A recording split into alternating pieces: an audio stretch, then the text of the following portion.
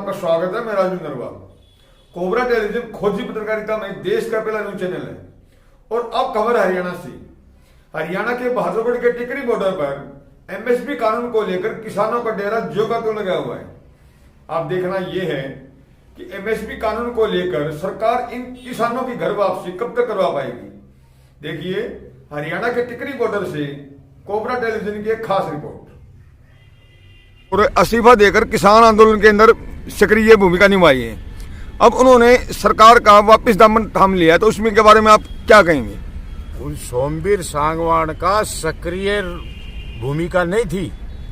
जो बीजेपी का agenda set था कि किसानों को कंट्रोल करने का जो रोल दिया था वो निभा रहे थे। हमने बार बार कहा था या तो अगर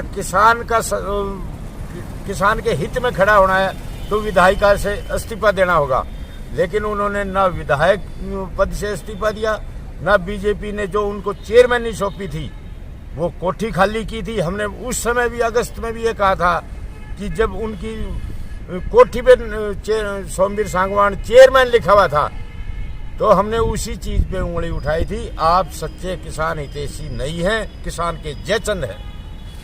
सतराम जी, आप बताइए, आप एमएसपी कानून को लेकर लगातार धरने पर बैठे हुए हैं, टिकरी बॉर्डर पर बैठे हुए हैं, तो इसमें ये जो सरकार के साथ मिलना और इधर से ये 3 काले कानून कह रहे थे कि निरस्त हो गए हैं, लेकिन एक लेटर जारी किया गया है, उसको लेकर आप क्या कहेंगे? क्या मामला है? ये कुछ क्या दिखाई दे रहा है आपको, आपकी नज़र से? आपने जो सवाल पूछा है ये बहुत बड़ा सवाल है, क्योंकि ये संयुक्त मोर्चे के जितने भी नेता थे हम उनसे पूछते रहे हैं क्या 3 कृषि काले कानून वापस हुए, तो कोई सबूत है? उनके पास कोई जवाब नहीं था। आज वो हम समझा रहे थे कि ये सरकार इनको स्टेटों के थ्रू लेके आएगी और एक सरकार ने दोबारा स्टेटों के थ्रू लेके आने का प्रावधान जो है जारी कर दिया है कि लेटर भेजा गया है कि जो बारदाना है वो मंडियों से उपलब्ध नहीं होगा। किसान की जो फसल है वो सीधे तौर पे ट्राली में तलवाई होगी और सीधा अडानी अंबानी के साइलोज में जाएगी। 3 कृषि कानून का ये तीसरा रूप है जो ये उन्होंने प्रावधान जारी कर दिया है। भरोसा भी नहीं हो रहा कि सोमवीर सांगवान ने शायद कहीं सरकार को समर्थन दिया हो, लेकिन आज हरियाणा प्रदेश की जनता, विशेषकर चरखी दादरी के किसान अपने आप को ठगा हुआ और अनाथ महसूस कर रहे हैं कि जिन्होंने 13.5 महीने तक जो किसान आंदोलन के अंदर अग्रणी भूमिका निभाई और आज वही व्यक्ति सीधा इस गठबंधन सरकार की गोदी में जा करके किस प्रकार से बैठ गया। क्योंकि खाप प्रतिनिधि होने के नाते हमें भरोसा नहीं हो रहा।